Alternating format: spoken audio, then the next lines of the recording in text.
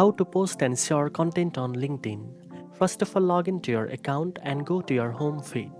At the top, you will see a box that says Start a Post. Click on it to begin creating your content. Now decide what type of content you want to share. LinkedIn allows you to post text update, images, videos, documents, polls, articles, or links to website. Choose the format that best fits your message. Make sure your message provides value, such as sharing insight, tips, achievements, experiences, or industry news. You can also add hashtags to increase your reach.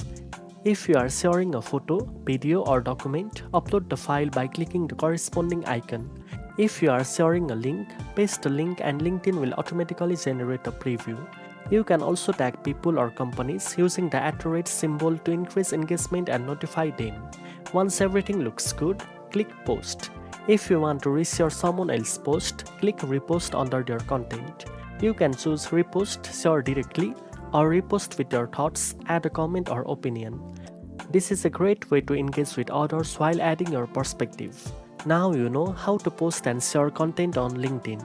If you found this video helpful, don't forget to like, share, and subscribe for more career tips. Thanks for watching, and I'll see you in the next one.